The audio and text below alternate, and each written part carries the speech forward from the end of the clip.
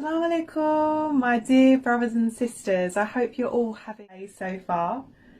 My name's Rebecca, and I was so happy when Muslim Convert Stories asked me to share my story with them. So this is my 6th Ramadan this year, alhamdulillah, and it is the first time that I've actually felt I've had the confidence to be open with my Islam. And so it's really lovely to be able to share my story with you. So here goes.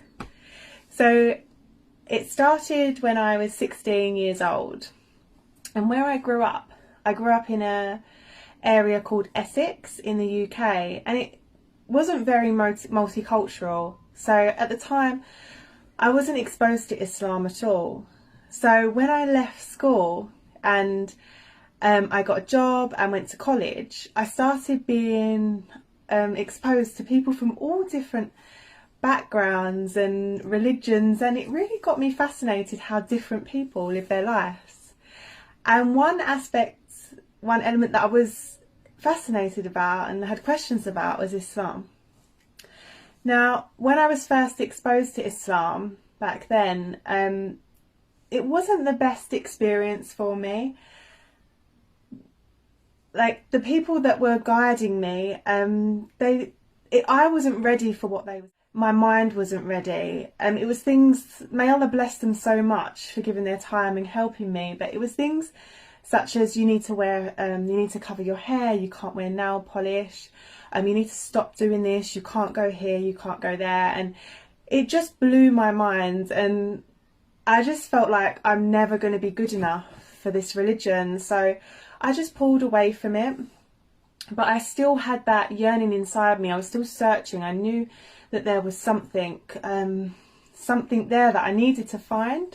So I looked into different religions like Christianity and Buddhism, a little bit of Judaism, but I just kept being drawn back to Islam. It just gravitated towards me.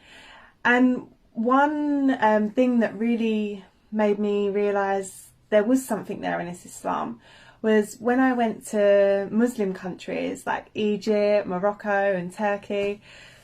They play the azan, the call to prayer, out in the street. And when I hear that and when I heard that, it just done something to me. It made me so emotional. I had my hair stuck up on my arms, and words just penetrated me, and I couldn't ignore it, and I knew that there was something with Islam. So at the time I already knew how to pray, because in my journey of learning something I just picked up, and I learnt about the basic fundamentals, like the 5 pillars of Islam, and something kept drawing me to pray. So one day I was just like, Rebecca, just pray. So I did, and it was just the most wonderful experience ever. So I cried and I cried and I hysterically cried, and I just felt that all my fears, all my worries, all my anxieties just fell off of me. And I had this feeling, and I knew that now there was something so much greater than me in control. And after that, I just knew it was Islam. Like, I just felt this overall feeling of just feeling so embraced and so looked after and cared for. And so from there I had no doubt it was Islam, but I just needed to search to find what it was about and how I was feeling the emotions, and I just knew there was something there. So at the time I was going to a Kingsologist, and she's Muslim, mashallah, and I opened up to her and told her what happened and how I'm searching. And she invited me to go and meet her sheikh at a gathering that they regularly have. I was so nervous to go, but I went, and the sheikh and all the sisters, they were so lovely. Like, as soon as I went there and I spent some time, it felt like I knew them forever, the way they treated me, and like I already adopted like another big family. The love was so incredible. And what the sheikh was talking about was all the love the mercy, the compassion in Islam, how Allah is always the same. His attributes never change. His love is always there for us. And it's only us that build up these vows in front of us, these barriers that get that distance between experiencing that love and the compassion. So after I finished at that lecture and experiencing just that, I just fell in love with the religion, and I from there doors just kept opening for me. Every time I felt like I had like a question in my head, Allah would send me a book or a lecture online, and different people just kept showing up. My local mosque, they've been wonderful, and I'm now involved in volunteering there at a women's centre called The Hive, and we help Muslim women and non-Muslim women in the community. I was exposed to a revert centre where I went for Quran classes, and just so many different people was just turning up to help me. So that was beautiful. So moving back a little, as I said, this is my 6th Ramadan. However, the first 3 years I was practicing in secret, which was pretty tough. I didn't tell my parents or my friends, and it was hard, because I would like tell my family that obviously I was fasting. I would tell my family that I'm fasting for health benefits, and I just felt I was living a double life, basically. Like I was saying one thing but doing something else, and I just never felt settled.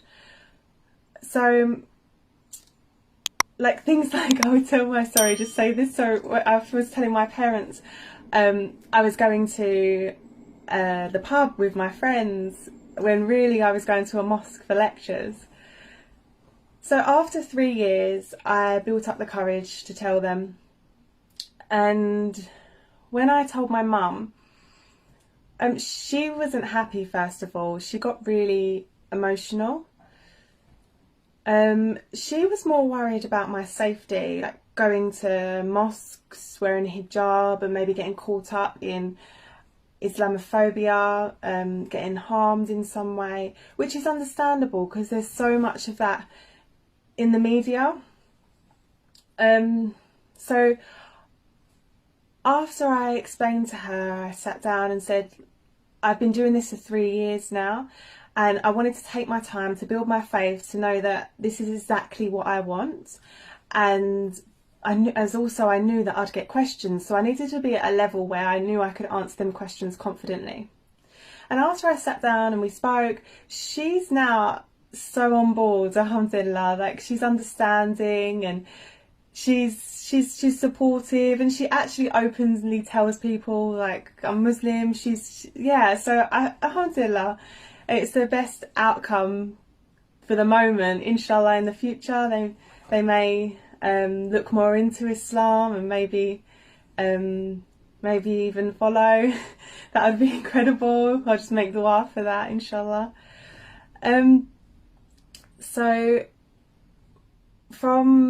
that kind of brings me, and me being more open with my Islam. Obviously there was lots of struggles through the journey, which we all come across, but in all of our journeys that we have.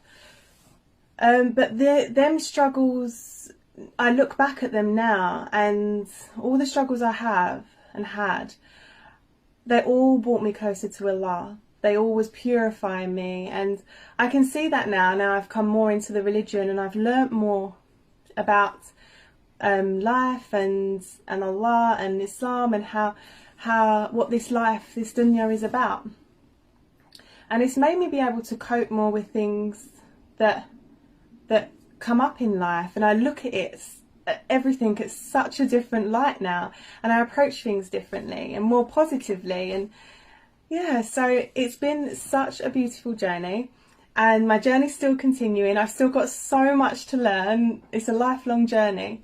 And recently I've just like last week, I've just started my own YouTube channel called Rebecca's Journey, and on there I'll just be posting my experiences, like books that I'm reading, lectures, places that I'm going, like with that out in the community. So if you'd like to subscribe, then please do. If you've listened to all my story, and even if it inspires one person, I would be so happy. So thank you. Assalamu alaikum.